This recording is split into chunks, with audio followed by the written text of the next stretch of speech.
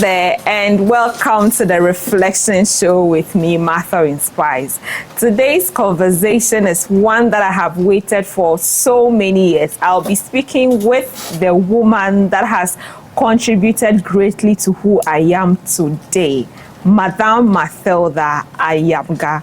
She is a legend in youth mentoring space. If you are a young person or a youth that is in, advocacy, whatever, you should know this woman. In 2013, by the grace of God, I had the opportunity to work with Planned Parenthood Association of Ghana, that is PPH. I was very young. I think I was like 17 or 18 by then. She held my hand, she mentored me, took me through the lows and the highs, and today, let me say I'm following her footsteps, but currently she is the program advisor at NORSAC. She also has the policy office in Accra. And if you are in Tamale especially, you've been part of the PTY program and other developmental program by NORSAC, you should know this woman. Today is just going to be a conversation as to why young people should accept mentorship, why young people should know that mentorship is for their own good and for their own benefit, and they'll be able to grow and glow. Let's take a break. When we are back, you get to meet her. Stay tuned. What happens when young people are empowered and given the right opportunities, guidance, and support? Great things happen. Well, this year's Youth Empowerment Summit is bringing together over 3,500 passionate young people, leaders, professionals, and change makers for a day of learning, inspiration, and growth. Today's youth are tomorrow's leaders, entrepreneurs, innovators, and community builders. But many young people need access to right knowledge, mentorship, opportunities to reach their full potential. For years, this summit has impacted the lives of thousands of young people across northern Ghana and beyond, equipping them with valuable skills, confidence, and a renewed sense of purpose. And this year, we are even aiming to reach more young people. At the summit, participants will engage in inspiring talks, practical training sessions, networking opportunities, and conversations that will empower them to become better executors of their goals. When we invest in young people, we invest in a stronger community, thriving business, and a brighter future for all. The Youth Empowerment Summit is not just an event, but it's a platform for raising confident leaders, innovators, and change makers. Join us as we empower the next generation and make a lasting impact. We cannot do this alone. We are inviting institutions, businesses, organizations, individuals to partner with us as sponsors and supporters. Your support will help us create a living life experience for over 3,000 people. Yes, and of course, join us in empowering the next generation. Whether you're a young person looking to grow, a sponsor ready to broaden your audience and make an impact, or a partner who shares our vision, we would love to have you on board. Together, let's inspire, equip, and empower tomorrow's leaders. Call us or WhatsApp us on 054-957-8512 or visit our website at www.marthainspires.org to donate.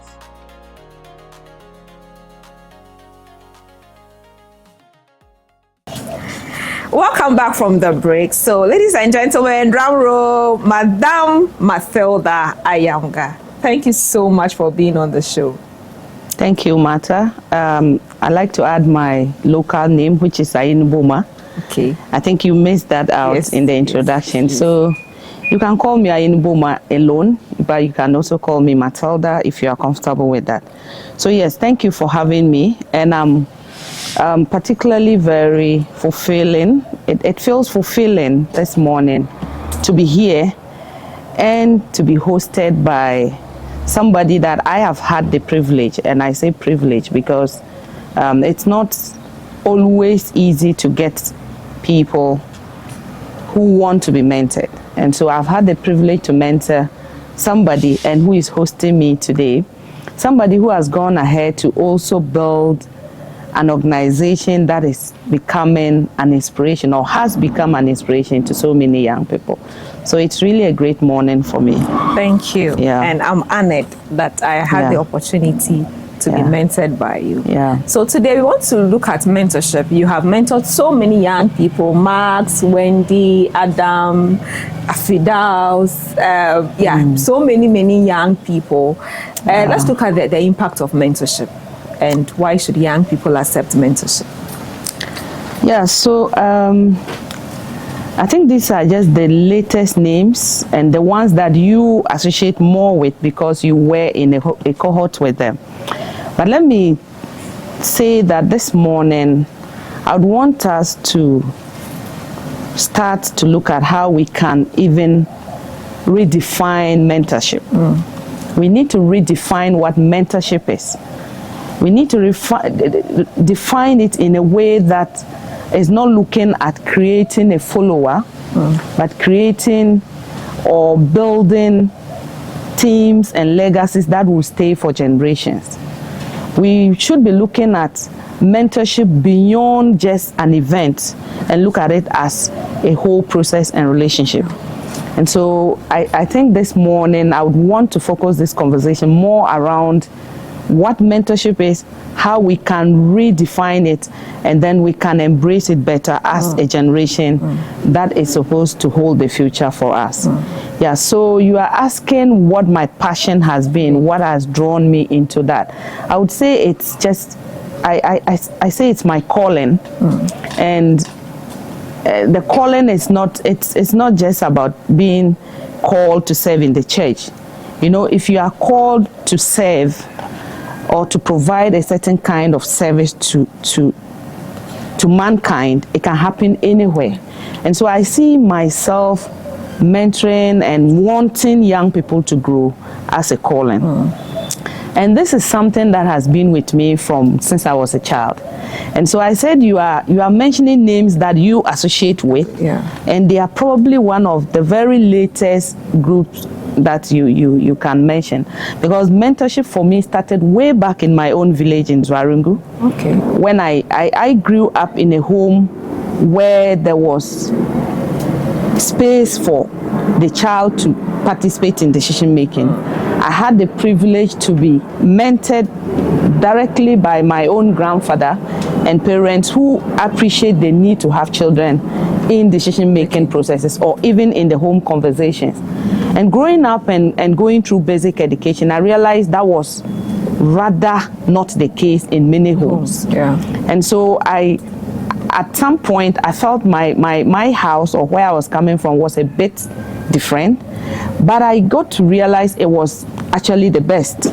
And so somewhere around my senior high, I started forming, I then didn't know it was called clubs, but I was forming groups of people that I wanted to share what it meant to want to be part of decision making, how they could convince their parents to give them spaces at home to speak to issues that concern them. Then I didn't really know what it meant, but growing in the space, I realized then those were natural clubs that I was forming and influencing at my own level. So that's how it began. And then fast forward, I got the opportunity to go to one of the best universities, which is University for Development Studies. And I read development studies. I read integrated development studies. And it's the core of development work. So that further, opened up. It opened up my passion and gave me even the tools and skills that I needed to engage and approach development work better. And so I continued that. Anytime I was on vacation, I found myself in schools in my village, moving from school to school.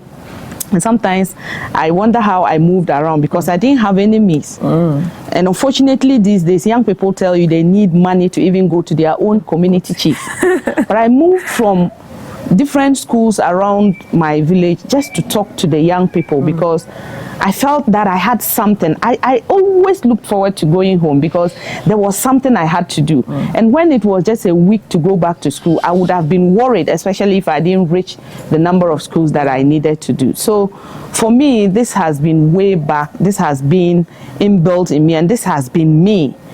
And recently, those who work with me at NOSA could tell you, I say that if your work ends at ticking the box, if it ends at the work plan, if it ends at what the donor asks you to do or what is required of you for the project, then you are not working to develop, you are working to get a paycheck. So this has been me, and yes, so the passion has been in me. Just to answer your question directly, it has been in me, and I look forward to having a crop of generation now who also want to see a change for what they think should be, not because somebody is in the space. I look forward to seeing young people who yearn to get a certain change, not for just themselves, but for the next person around them, for the community and for the world. Yeah. Looking at sustained impact, so you mentor young people are being mentored. Now, let's look at the impact. Do you think that the impact, one, is being made? Secondly, are we able to sustain the leadership or the mentorship that is being impacted on these young people? So yes, first of all, you want to know if there are any impacts at all. Yeah. You are a great impact yourself. And like you said, and one thing I want to issue a disclaimer, no one person can single-handedly mentor an individual, because you are taking mentorship for different things that make you able to, deliver the whole range of issues that you need to deliver for sustainable development. And so I would say that I contributed to Martha's growth, but I know that there are so many other people, maybe in your church, at home, somewhere, that have contributed and are still contributing to who you are. So the question of whether there's impact shouldn't even come, because you are an impact. There are so many other young people. You've mentioned the likes of Max, you have mentioned the likes of Adam. But let me say that when I started working with PPAG, then as an officer in the Lambuse-Kane district, in Upper West region, I had about 72 peer educators, and I stayed in touch with over 40 of them until somewhere, I would say in 2016. Yeah, because, so I lost contact with a lot of them then, and I still have few contacts with some of them. And I can tell you about 7 currently, I know what they are doing. And they trace what they are doing to what PPAG offered them. I wouldn't say me, but to what the space offered them. So those are impacts. They have people around them, they have siblings, they have family members, they now have families, and those impacts have trickled down to those families. So these are bigger, they are ripple effects that we will keep harvesting for so many years and generations to come. So yes, there is impact. The question is, how do we sustain the impact, right? How do we sustain the impact? Maybe you should tell me, how are you sustaining the things that we have discussed in the past?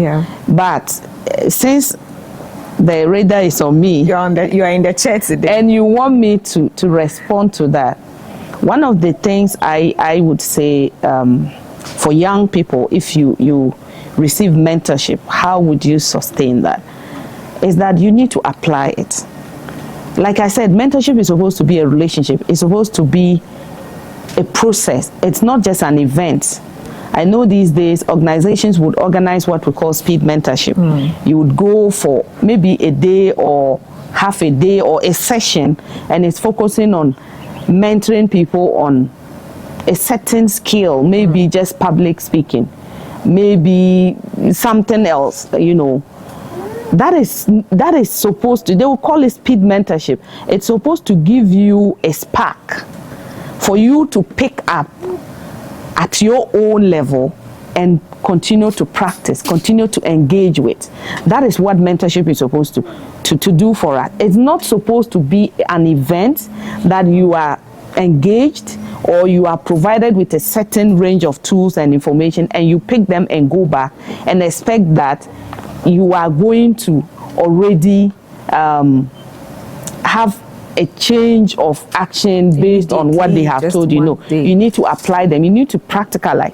Because if yesterday I was with somebody and I was talking to him and I said, when I was at your level as a national service person and I had the opportunity to have my service with an NGO and I was given a full scale role as an officer, and I wasn't an officer but I had to handle a project.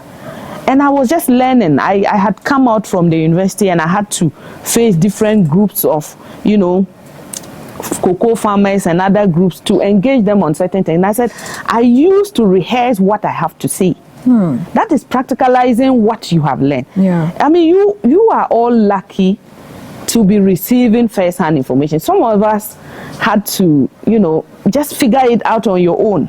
Of course, I have learned from people unconsciously, directly and indirectly, but at that level, I have not had anybody who identified Matilda and said, I want to mentor you, or I want to, or intentionally provided me with some guidance and steps in the things I had to do or dealt with. But I did handle them. Some of them I got them wrong and I learned from them. But most importantly, you need to practicalize. That is the point on how you sustain mentorship. You need to practicalize it. The other way to sustain it is to, I always say there is something, those who are, if you are watching me and you have interacted with me and you have somewhat benefited from mentorship from me, you will know this phrase, pay it forward. Yes. You have received, you have to give out. Mentorship ending with you is just information. Once it does not, translate into developing the next person around you or helping the person with anything, that's not the objective for which we mentor. That is not the objective for which we want to be mentored or you should want to be mentored. So you need to pay it forward. You need to also aspire to mentor somebody. Remember that when you hold with both hands full, you can't receive again. You cannot receive anything, and you can try it. You can just imagine that you're holding granite in both hands and somebody is even offering you money and you are supposed to receive it. How are you going to receive it? You need to give out something to be able to pick something else. So you have to find, other people who are still starting from where you started off. Yeah. Give up that, information or skill that you have obtained, and then it creates space for you to receive more. And the thing about the sustainability there is that it is creating a cycle of sustained generations. Yeah. Because that person you are mentoring is going to find another person to mentor. Because as you mentor him or her, you are sparking in him a sense of responsibility, or her. You are sparking in the person the urge to want to do more. And then he or she does the same, that person does the same, and then it goes on. Because in the next 30 years, I'm not sure I'm going to sit and speak with this passion and energy. In the next 30 years, you probably might be speaking about something else.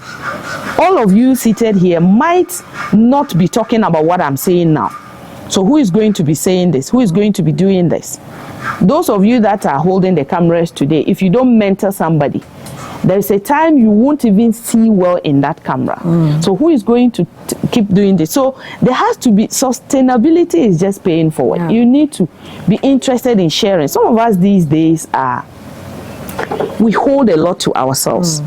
And we think that by sharing, we are reducing what we know. I'm not too sure if that is the thinking, but sometimes it comes out so funny. Or the person will end up becoming better than me, if you share or you mentor someone. And that is very ironic for me, because I have given out so much. I know people that have given out so much and they have only gotten better. So if you hold the notion that if you give out what you have, it's going to take out something from you, and you are going to get worse off, or somebody is going to get better off than you. In any case, should you not want somebody you have mentored or taught as a teacher to be better than you?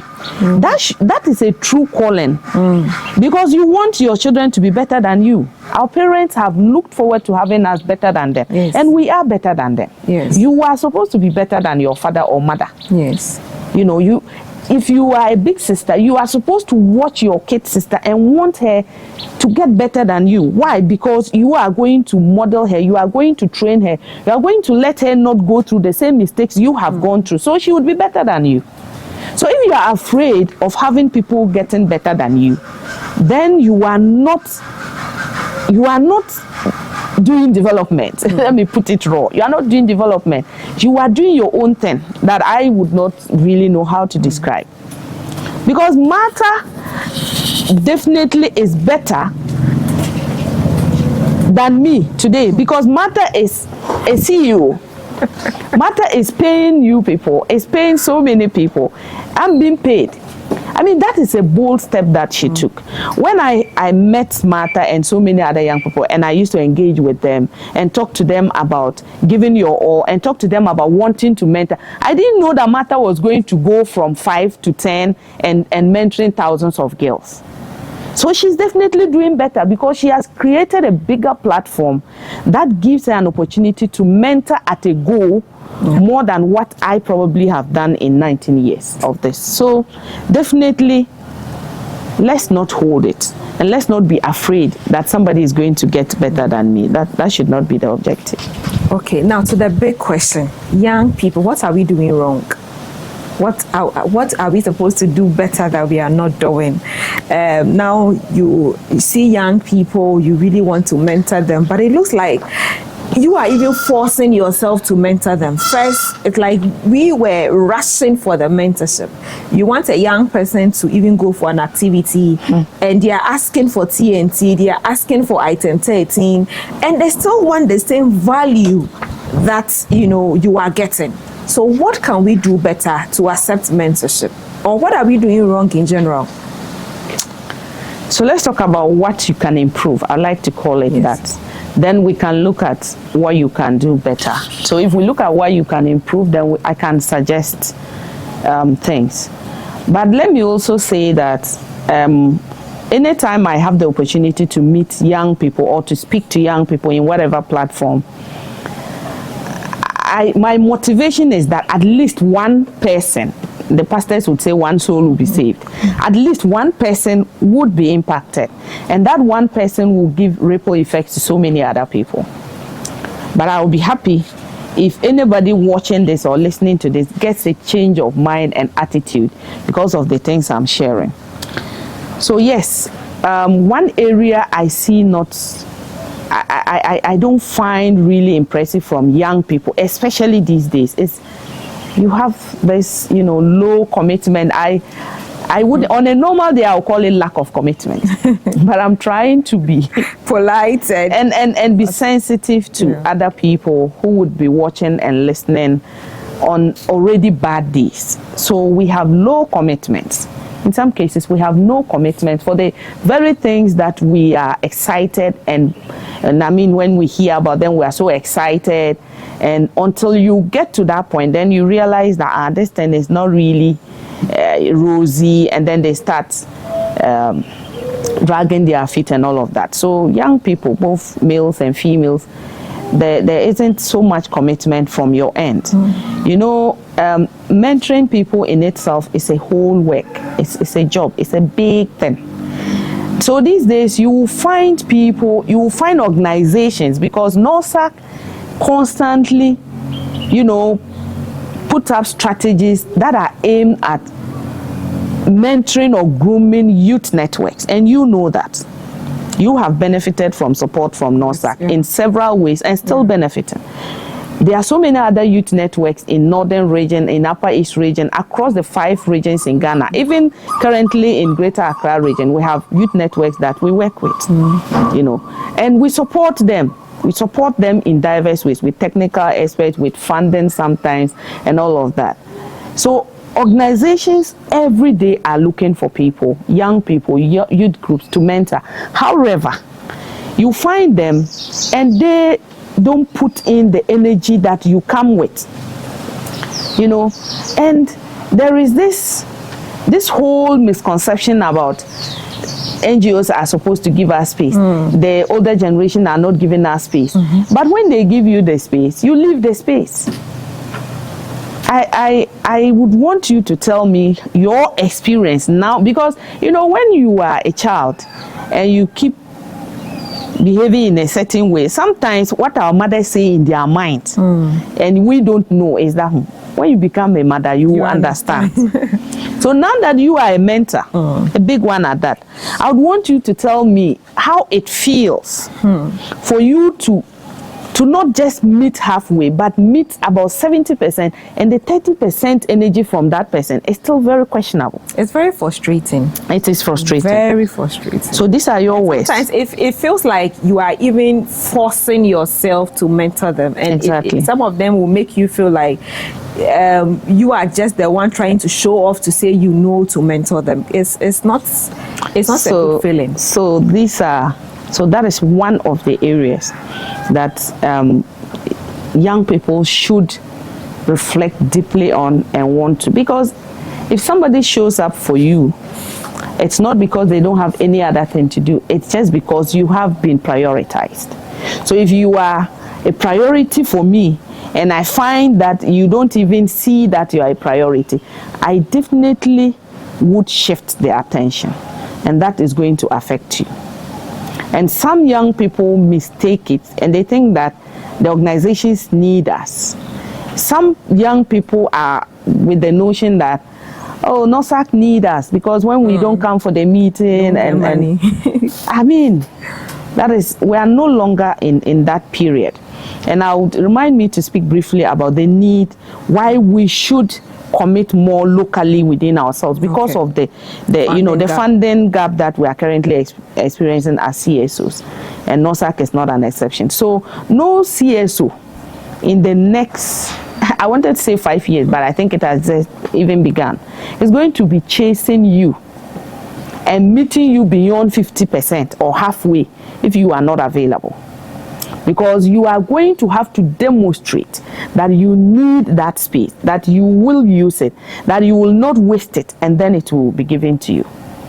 So that is something I think we need to. So I think what I mentioned briefly is the entitlement bit. There's this sense of entitlement that people, and it's a mentality for us in Africa. I was saying it in the CSOs, the Ghana CSOs forum that just ended. And I saw the many eyes that were looking at me, but I am unapologetic about it. We have a mentality that always want to receive. In Africa, we come down to Ghana, we have mastered it. And then in the northern part, it is even worse. So will you believe that this is my uncle and he is not taking care of me? Somebody sees a great man doing something, so this man is good. He did this. He said, no, if I tell you that this man with this car is my uncle and I don't even have light in my house. So we have a mentality that somebody must take care of us. And that mentality is going to keep us always wanting to receive. So we are not going to want to push to get something because that mentality is holding us back. Somebody must give me. That mentality, we brought it from the house. We come to work and say, management is not doing this for us. They are not doing this for us. And the employer is not doing this for us. They used to tell us when we were in school, when you get 90 and they ask you, what did you get? I got 90, I got 100, I got 80. What did you get? They gave me 20. When you get a low mark, somebody gave you. But when you get a good mark, you got it. So let's reflect deeply on this entitlement thing that we hold as people. We hold as an orientation that you people, the Gen Zs, you have something to say, drop the yam. Drop it. You have to drop things. You need to unlearn certain things. Yes, we have learned it by virtue of the orientation, the upbringing, and some of that. And I am not excluded from that. But we need to at some point reflect and unlearn certain things. We need to drop them. We go into communities and we are talking about norms change. We are talking about, looking at norms differently because we think they have become harmful with time. So it's the same thing you need to do in your own life. You need to reflect at some point and ask yourself, what are some of the things I could do to contribute to what I want to? We have to begin to ask ourselves, what can I do instead of what will they give me? What will they give? You know, that entitlement, you are going to keep staying there and keep asking. And unfortunately for you in this generation, and for us as people, like I said, things have changed greatly. And there is not going to be money for NGOs to chase you, to come to the community, meet you, give you sensitization on SGBVs and refresh you in your own home. That is not going to happen. If you find it with any CSO, that CSO is not going to come back after 3 months. True. You can play this over and over. Sure. That if a CSO has money to refresh you, has money to, you know, to want to call you to come for training, and they pay you for coming for training, then that CSO is not going to last. Yeah. But we are looking at lasting impact that is supposed to stay for generations. So if we work in that way, how are we going to keep working? How are we going to keep, you know, getting information to other people that are still coming up? So that attitude is something that we need to look at. I think that there was this virtual meeting that was hosted by NOSAC on menstrual hygiene some few weeks ago that I joined. And when everybody was talking about menstrual pad, I came and I said something that we are always asking CSOs, government to support with pad. And parents have become entitled. So, but if you have a daughter, you should know that sanitary pad is something you should be able to provide for your daughter. If the NGO comes and give you, that is fine. If the NGO doesn't come to give you, then that entitlement. So it's not just, I think that we learned it, just like you asked, we learned it from our parents. Being entitled. So your father is sitting somewhere and telling you that this man is your uncle, he's a minister, I don't have money to pay your fees, and that your uncle has refused to give you money to pay the fees. Now, before we go any further, I want us to take a break. When we come back, we'll look at the funding gap in the CSO space and how we as young people can also take more opportunities on our own and, you know, appreciate the work that the CSOs are doing for us. Let's take a break. When we are back, we delve into more. What happens when young people are empowered and given the right opportunities, guidance, and support? Great things happen. Well, this year's Youth Empowerment Summit is bringing together over 3,500 passionate young people, leaders, professionals, and change makers for a day of learning, inspiration, and growth. Today's youth are tomorrow's leaders, entrepreneurs, innovators, and community builders. But many young people need access to right knowledge, mentorship, opportunities to reach their full potential. For years, this summit has impacted the lives of thousands of young people across northern Ghana and beyond, equipping them with valuable skills, confidence, and a renewed sense of purpose. And this year, we are even aiming to reach more young people. At the summit, participants will engage in inspiring talks, practical training sessions, networking opportunities, and conversation that will empower them to become better executors of their goals. When we invest in young people, we invest in a stronger community, thriving business, and a brighter future for all. The Youth Empowerment Summit is not just an event, but it's a platform for raising confident leaders, innovators, and change makers. Join us as we empower the next generation and make a lasting impact. We cannot do this alone. We are inviting institutions, businesses, organizations, individuals to partner with us as sponsors and supporters. Your support will help us create a living life experience for over 3,000 people. Yes, and of course, join us in empowering the next generation. Whether you're a young person looking to grow, a sponsor ready to broaden your audience and make an impact, or a partner who shares our vision, we would love to have you on board. Together, let's inspire, equip, and empower tomorrow's leaders. Call us or WhatsApp us on 054 957 8512 or visit our website www.matterinspires.org to donate.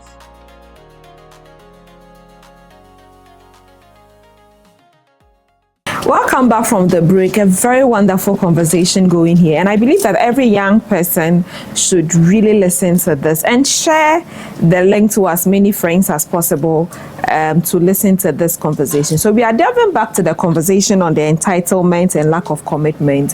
What more should we do to scrub off and learn an entitlement and not feel that somebody owes us something?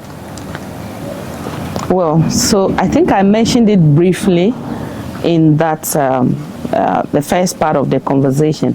But specifically, if we move from entitlement to a mind of contribution, like I said, that is one step towards that. That is one way. So you are always thinking about who would give me, who would give me. Move from that entitlement to contribution. These days, young people would say, what are you bringing to the table in marriage? But even more importantly, what are you bringing to the table in that organization that you want to learn from? Recently, NOSAC was giving space for some young people to intern with us, learn. And I said, I'm going to interview them. And, you know, so I met with one of them and she was very surprised, because it's an internship. So they were wondering. But I said, I need to know what your asks are. What are your learning questions? What do you seek to learn from NOSAC? And not just that, but what are you bringing to NOSAC? It's not the case that you need to have a work experience to bring an addition to an organization. You are coming in as a human being. You have identified something you want to learn. What is it that you have even identified? And what are you bringing? What is going to be the value addition? What are we going to learn from you that would improve other young people in the future who come into the space to learn? And so I was asking her all these questions. And I think it opened up her understanding that you need to prepare yourself even to go for that learning or internship, because you cannot just wake up and come into an organization and say you want to learn. And most of the times when you ask young people what they want to learn, they're not even sure what they want to learn. So you need to move from the, what can this organization do for me? A lot of people ask that. What can you do for me? How quickly can I move in the ladder? You are coming in as an intern and you already feel that, maybe somehow I will get to be maintained. So that is the thinking. You are coming in with a certain thing. And then you ask, how much will I even earn? There are young people who say, I wanted to do internship and I wasn't getting any big organization. And I said, are you done dealing with the small organizations? So why are you looking for a big organization? Why are you looking for an organization that is managing a multi-dollar project? Because you are looking for something, not what you are going to give. You are looking for NOSAC to intern with. And you think that when you come to Matter Inspires, I don't have money. There's no project that is going to let you travel to Upper East. Matter has no project that is going to let you travel to Yendi or any district or even Accra. Or even fly. You take flight to Accra. I remember the first time I flew. You remember? And when Martha came back, and then no go there, she couldn't eat kenke. From Amsterdam, right? Yes. I said, Martha, what time are we going to eat? Will you buy? I said, I don't know if I can eat kenke. That was just by the way. But if you are looking for the big fishes, what are you bringing? Have you asked yourself, what am I also bringing? So, like I said, these are valid questions. You should be looking for areas that align with what you want to learn. So you are somebody who wants to delve into SRHR. You may not want to go into an organization that is dealing with crop farming because it doesn't align. You should be asking critical questions. So if we want to ask those questions, we can ask them, but they don't have to come before these questions. What value can I bring? I've already asked that. What problem can you solve? Yeah. There are so many things that you can do. You are just not putting your mind to what it should solve. You know, so what problem can you solve, and what improvement or learning are you bringing to the table? I also asked you that. So if you ask these questions before the other three questions, then you realize that you are going to get an organization that aligns with what you want to do, and that is also open to mentoring you. Because you see, even our parents don't give us anything for free. When your parents are taking care of you, they have a bigger anticipation that you will in turn take care of them. True. Those are your parents. So when God creates you, protects you from morning till night, the whole week and month and year, God expects that you will worship him. Whether you are a Christian or Muslim, you will worship him and you will obey him. So there is nothing, there is no free lunch that you wake up and you are thinking of going to an organization and you are thinking of what to get from the organization, but you are not in the slightest list of your mind think about what you want to give in return. And so that is one way. I also think the second point is that we need to choose growth before gratification. We are just in a hurry to make it. We want to appear big all of a sudden. And sadly, we live in a world where social media makes, you know, feel you are not achieving anything. No, it makes success look very instant. Is that not true? Yes. Social media makes us think that, you know, there are some of the things I think they are edited or something. You watch a video and you are like, so what am I doing in this field? Sometimes when I sit down and ask myself, I've been working for like 19 years. And then you look at people, what they are doing, they are creating very funny content and they are everywhere. They are everywhere. I don't know if they are making impact, but they are making money. It gives you that thinking that success is very instant. And once you want to be successful, you would wake up and be successful. That is not true. You know, every person that is successful today has a story. They have gone through the rough patches and all of that. You cannot just want to wake up and speak very well and speak with content when you have not learnt, you have not engaged, you have not looked for the information. You cannot just speak that way. These days, you people realize that you go onto they call it chat GPT. Yeah. You get the information, but how to even say it? You cannot relate it to real life because you have not learnt it. True. And you took a shortcut. True. You know, so you need to look for growth before you want to be gratified. And that is one of their points. And I always tell people, everybody wants the microphone. You are in a program, everybody wants the microphone, but who will carry the chairs? Nobody is interested in carrying the chairs. You know, so let me just wrap this by likening, you know, this work we do, mentorship and growth. I want to liken it to the farmer. You know, before you harvest, before you finally set out to go and harvest, you know, a whole lot of processes go in. Yeah. You would have prepared the farm, you would plant, you would water it if it is not raining, you would weed, you would take off weeds, you would even prune in some places, depending on what crops they are. You would nurture the crops until they bear fruits, and then you would harvest. So, but sometimes we want to skip the processes. So each of these seasons or steps are important, and it's the same way we have to take mentorship and learning and growth.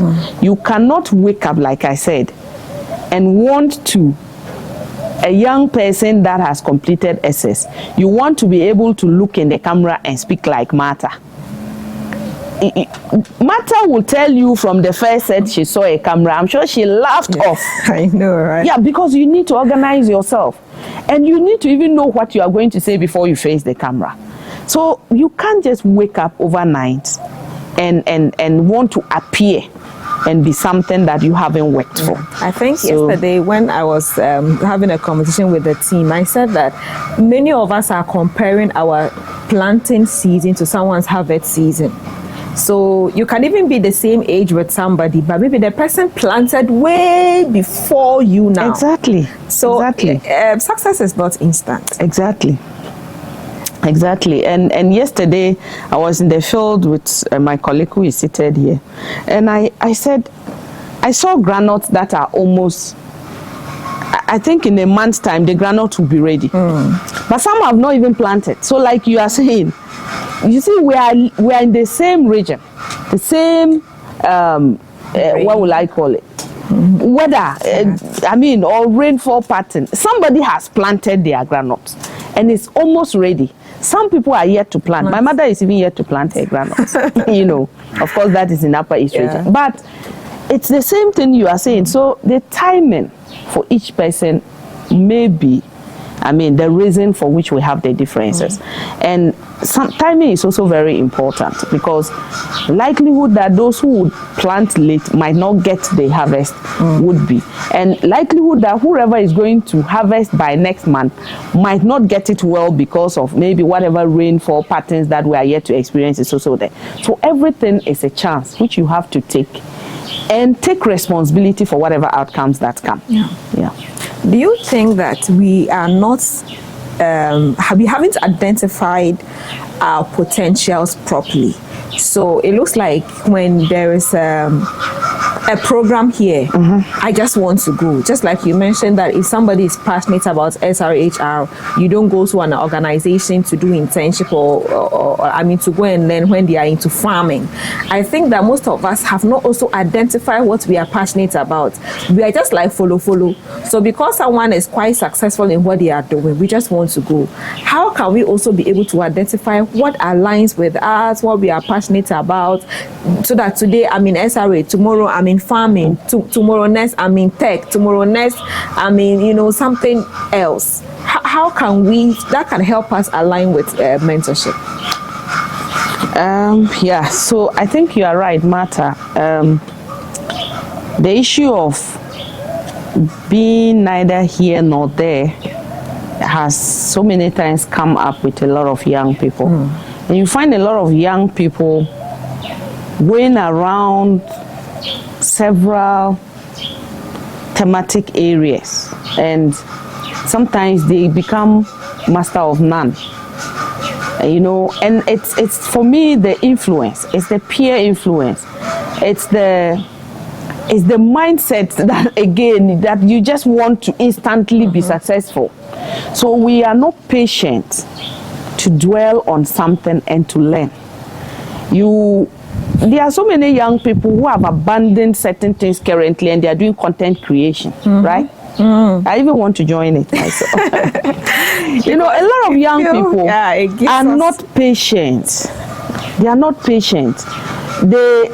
So even if they identify the organization and they get to the organization and you don't give them the mic and give them a broom, they would leave because they are looking for the mic. The instant success mentality is what is worrying us. So we need to, yes, you are saying, we need to identify what we really want to. And before you identify that, it has to resonate with who you are. You are coming from a certain background that should inform what you want to. And like I said, let me go back to my first statement on what development work really means. It has to be a conviction. You have to have a certain conviction. You have to have a certain edge. You have to identify a certain problem in this world that you want to contribute to making the change. If you don't have that and you come into the space, you are going to be moving from the agri sector to the health sector to education sector. You keep moving and you will blame all the institutions for not giving you space. But there is no space waiting for anybody to come and just grab and go. You are going to have to get into the system, get to understand the system, learn through it, and contribute meaningfully and also grow meaningfully. But if you miss out on the steps, like I said, the farmer, you are going to keep moving if a farmer plants at the wrong time, you harvest and it is poor, you are going to say that soil is not fertile. So you are moving to another farm, but that is not where the problem is. Most of the times we fail to do a retrospection of what we are doing or not doing, and we are not getting the results. So yes, we are moving around in circles because we are not patient, because we do not have a conviction, we have not identified a problem, and we want instant success. These are the things. So if you turn them to the positives, you will move around because of time.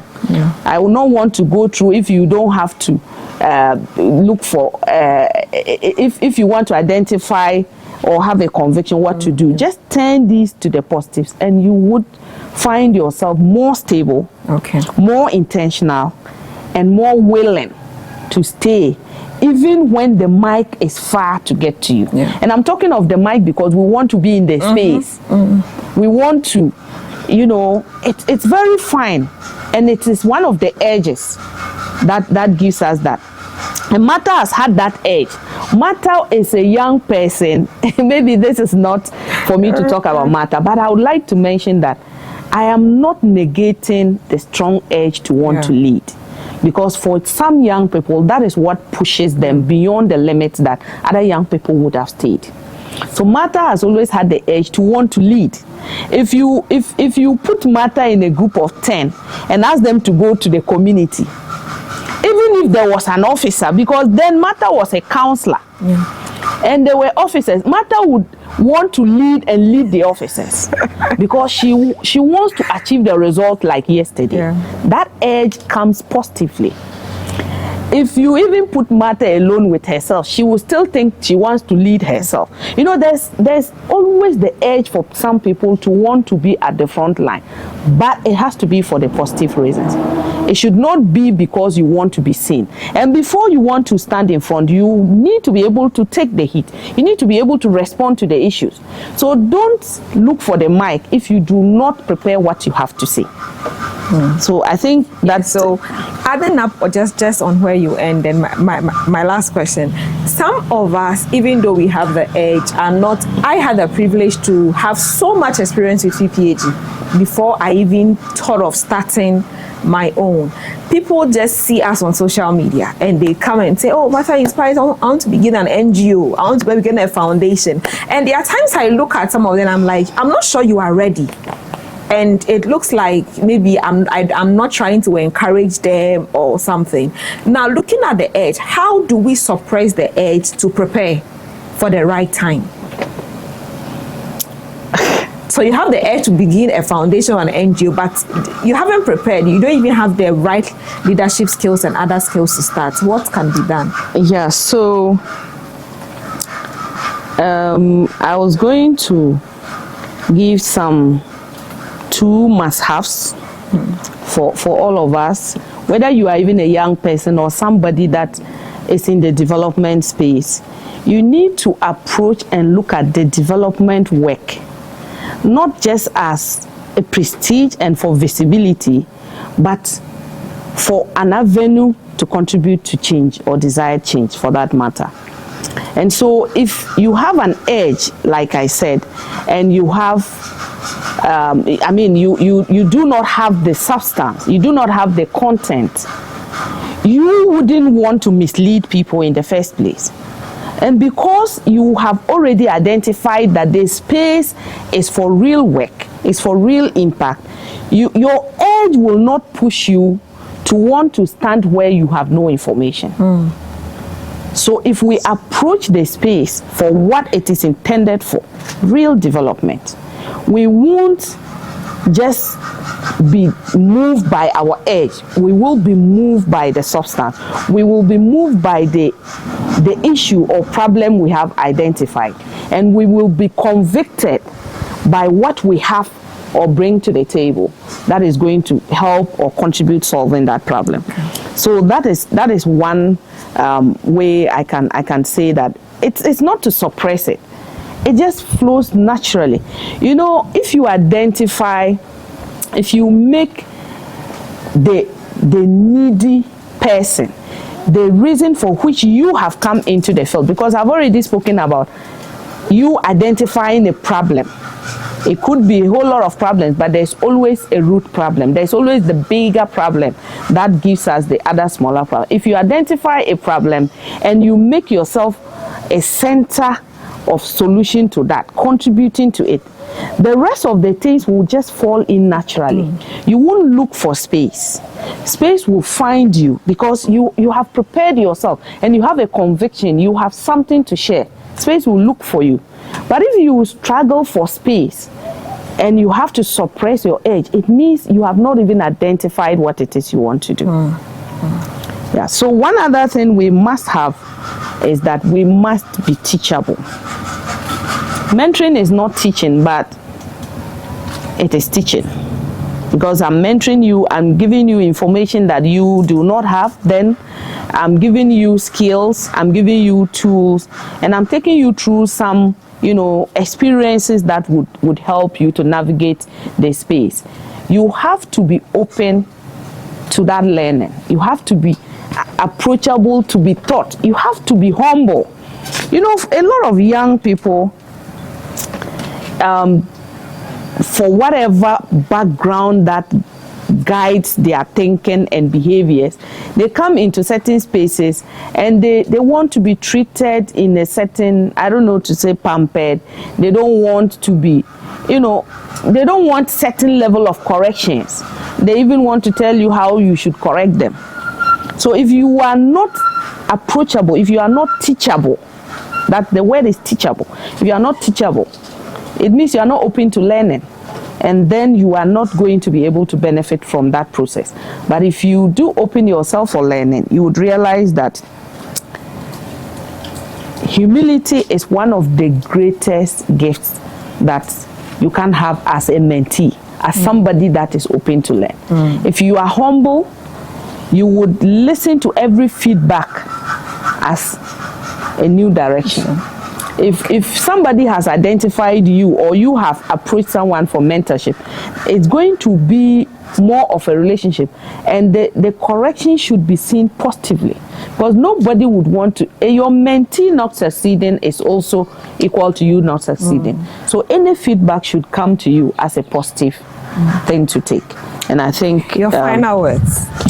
My final words, I thought this was short, but one thing I would say is that we need to embrace the process of growth. It's very important. We need to embrace the process. And I'm going back on this because it's actually very dear to me. A lot of young people who have a lot of potentials, they have the edge, like you said, they have all it takes to be able to contribute meaningfully to development, to their peers, to their families, and to the community. They are so clouded with, the instant fame, the instant money, and all the things that they want to happen overnight, and ignoring the whole process. And like I said, you cannot ignore the process. No. You were at PPAG and you remember there used to be this poster where we had steps, and then you had a girl. Yes. And the steps, you had school, you had I think it then like primary. Yeah. So you had the stages of education, then you had marriage, and then after marriage there was pregnancy or something. I can't remember, but there's a process to life. It's not something you have to come and change because it's just delaying you or something. So that whole process, if you want to imagine you are climbing stairs and you want to take from the first step you are going to the fourth one, from first to fourth, you are going to fall. And so those are some of the mistakes we make. The instant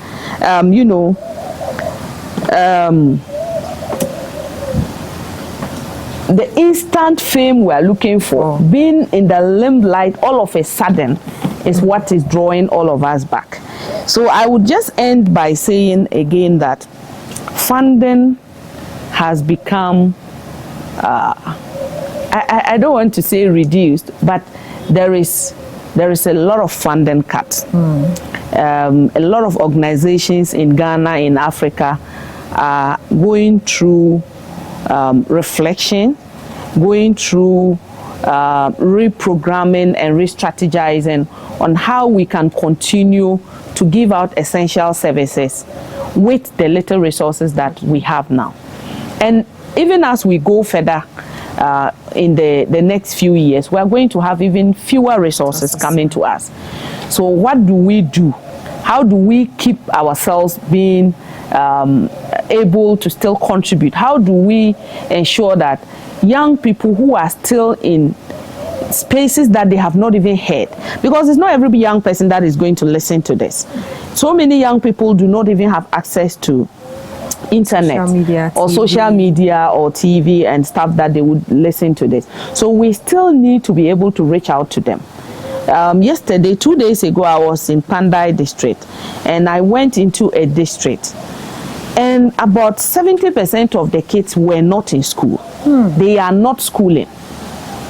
So we are going to have to continue to strategize how we reach out to those young people. Of course, I mean, as part of NORSAC's initiatives, we are also, working towards achieving quality education or better educational outcomes. And so I took the opportunity to talk to the parents. They took commitments and promised that they are going to make sure they go to school. We are going to monitor that and make sure that these kids go back to school. The oldest among those kids was 11 years. The rest, you can go back to as low as 4 years, so between 4 to 11 years. Some had dropped out and they have joined other artisan work, and they are learning, which for us is fine. But these ones that are just at home said they just don't want to go to school. So my concluding message is we need to locally reassess ourselves and agree that we won't always be receiving. It won't come. So we need to locally mobilize what we have, the resources we have. The resources are that you have the knowledge. So you go into the next or the nearest community to you and give the education. You don't have to wait for NORSAC to give money to Matter Inspires to be able to travel to Gushegu. When you live in Gushegu, and you can just give education to the people by you. So these are our own local ways of mobilizing ourselves and still staying relevant, helping the generations that are yet to come, and then probably in the next 2 decades, we can come back to the table and say that this story and these conversations were worth the energy. Yes, in the next 2 decades, I'm just calculating how old would I be in 20 years' time, and would I have been able to make the kind of impact I envision to make? So you watching us today, ask yourself, with this conversation that you have heard, in the next 2 decades, what are you contributing to your community? What are you helping the young person next to you to do, so that in the next 2 decades you can also say that this is a young person that you mentored? I have been speaking with Madam Matilda Yenuboma Ayamga. She's a legend in the youth mentoring space, now the whole of Ghana, and she's currently the program advisor at NORSAC. She also has the policy office in Accra. But if you know her, you know that she's so passionate about young people and why young people should embrace mentorship, why young people should understand that you have a role to play if you are looking for a mentor. And as usual, Matter Inspires Foundation, we are asking for your support in whatever form, in cash, in kind, clothes, shoes, books, refreshments, whatever, for our activities that we run at the youth center and all our activities. Call us on 054-9578-512, YouTube, Matter Inspires, Facebook, The Reflection Show, or Matter Inspires Foundation. We are on TikTok also at Matter Inspires, Instagram Matter Inspires Official. Just type Matter Inspires on social media platforms, except Snapchat, of course, but we are on other social media handles. Thank you so much for watching this episode, and I can't wait to see you next time. Have a good night.